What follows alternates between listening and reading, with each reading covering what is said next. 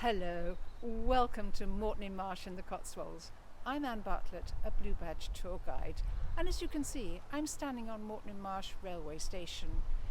Moreton-in-Marsh has great links with London Paddington Station, so you can hop on a train and come out to the Cotswolds, stop off at Moreton-in-Marsh. We are only minutes walk away from the town centre, so there's good shopping here, and also there's great tourist attractions. About 2 miles walk away is Batsford Arboretum, and there's also Boughton House Gardens and Sesencote House and Gardens. So come out for a day trip or come out for a short break. Moreton-in-Marsh is a great place to start exploring the Cotswolds from. So we look forward to seeing you. Let me take you in as I video Moreton and tell you a bit more about the lovely Cotswold town here. Our walk from the railway station brings us onto the High Street, which is dominated by the impressive building ahead. This is the Reedsdale Market Hall. As we cross the road, you'll get an idea of the lovely, wide, tree-lined High Street, and either side you'll see the warm, honey-coloured stone buildings. This scene changes every Tuesday when Moreton-in-Marsh holds its popular weekly open-air market, the largest in the Cotswolds, and then the town is buzzing with shoppers who come here from far and wide. The striking Reedsdale Market Hall originally had open arches, giving it a very medieval look, but it was built, surprisingly, as late as 1887, the Jubilee year of Queen Victoria, and it was built, as the plaque says, by Sir Algernon Bertrand Freeman Mitford, otherwise known as Bertie, who had been a diplomat in the Foreign Office. A year earlier, Bertie had inherited Batsford Park, along with large estates in Gloucestershire and Oxfordshire, following the unexpected death of his cousin, Earl of Reedsdale. Bertie, now Lord Reedsdale, with the important title Lord of the Manor, resigned from his job in London and moved to Moreton-in-Marsh with his family to devote himself to looking after his land and property. Very soon after his arrival in Gloucestershire, Bertie had the Reedsdale Market Hall built in grateful memory of his cousin. Whilst doing this, he demolished the Georgian property at Batsford Park and built this impressive Victorian mansion to replace it. During his 30 years at Batsford, Bertie lived a very busy life. He spent a great deal of time overseeing his vast estate, as well as developing the garden and the arboretum. Before he inherited Batsford, Bertie had travelled extensively and had written many books, including a bestseller, Tales of Old Japan. Japan was opening up to the west, and people were immensely curious. Even today, you'll see a strong Japanese influence in the garden, including an oriental rest house, a bronze foo dog, 2 Japanese sika deer, and a large bronze statue of a Buddha. Unfortunately, during all this time, he was quietly overspending his income. When he died in August 1916, the title and estate passed to his son David, the father of the famous Mitford sisters. The older girls lived at Batsford for nearly 4 years, but by then the debts were so large that the estate had to be sold. There's more information at Batsford Arboretum, but suffice to say here that the estate was sold and was bought by Lord Dulverton. Lord Dulverton became another benefactor and friend to the people of Moreton. He heard that the Reedsdale Hall was going to be used for commercial purposes, so acquired the building and gave it to the town for social events. The open arches of the hall were filled in with matching stone to make it more useful, and so now it's a very attractive, well-used historic building in the centre of Moreton-in-Marsh. If you look up at the clock tower, you'll notice the weather vane is in the shape of a boar's head, and that is the crest of Bertie's family, the Mitfords.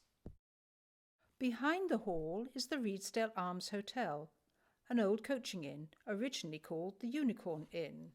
On the death of Bertie's cousin, a Mr. and Mrs. Tanner, the Earl of Reedsdale's coachman and cook, took over the inn, and they changed the name to the Reedsdale Arms to perpetuate his memory. The coat of arms over the entrance are those of the Earl.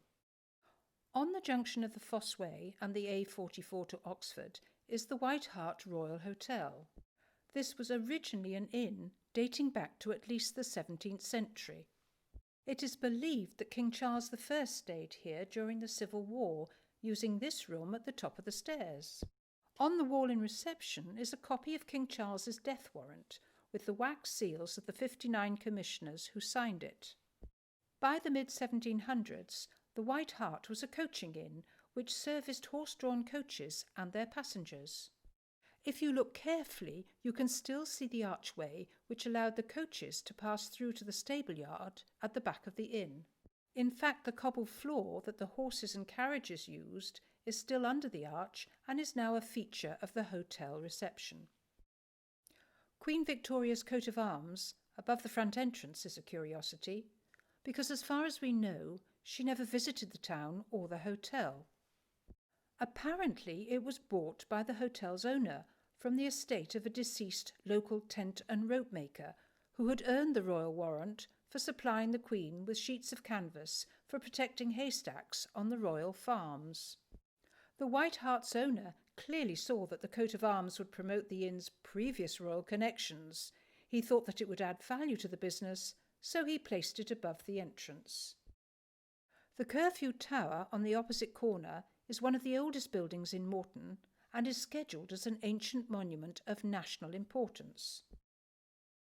It was also a toll house, and a clerk to Lord Reedsdale was on hand to collect the dues from the stallholders at the markets and fairs. The tower has a bell dated 1633 and a clock dated 1648. It seems that the bell was regularly rung for about 10 minutes at curfew time to tell the townsfolk that it was time to cover the fires and retire for the night. The tradition continued right up until 1862. Another coaching inn is the Bell Inn, which is considered by many to be J.R.R. Tolkien's inspiration for the Prancing Pony, the famous pub the hobbits visited in The Lord of the Rings. J.R. Tolkien had a brother Hilary, a farmer living in Evesham. J.R. and his family visited them from time to time, stopping off in Moreton-in-Marsh on the way. Apparently Hilary had a dog named Bilbo, but when it misbehaved, he called it Baggins. A very major event was to change Moreton dramatically, and that was the Second World War. An aerodrome was built just outside Moreton-in-Marsh along the A44 London Road, which housed No. 21 Operational Training Unit and was mainly used for bomber training. Although the base isn't open to visitors, there is a small museum in the town dedicated to all those who served or who passed through RAF Moreton-in-Marsh on one of the many training courses for Bomber Command. The memorial stone at the main gate commemorates the former RAF base. The site is now a unique international fire service training college, considered the best in the world. Occasionally they have open days, so I was able to go along and see some of their training facilities, and any incident could be realistically simulated. How's this for a motorway you've never heard of? Named the M96, it's on the college site and is only 370 metres long and is used to train emergency crews in the handling of road traffic accidents. I don't expect that you've come across a concrete ship before, complete with engine room, cargo hold and bridge, moored alongside its own dock for the training of dealing with marine disasters. There's a railway track and level crossing with railway carriages in various states of derailment, as well as a variety of domestic and industrial units replicating different emergency situations. Not all the buildings are used for putting out fires. This is a collapsed office building with several floors of rooms filled with rubble for training firefighters in search and rescue. A huge amount of work goes on here to train thousands of people to handle very dangerous situations and save many lives, for which Moreton-in-Marsh is justly proud. Here is a useful town map. You can see that the railway station is very close to the High Street. To visit the nearby gardens of Sesencote, Boughton House and Batsford Arboretum, do check to see if you need to book online in advance of your visit. The contact details for the local information centre and the nearby attractions will be in the description below. I hope that you have enjoyed your virtual tour of Moreton-in-Marsh and that you will visit in person very soon. If you want to receive more informative videos about Gloucestershire towns and villages, press the subscribe button so you'll know as soon as the next one comes out. I'm Anne Bartlett and my website is www.touringexplore.com.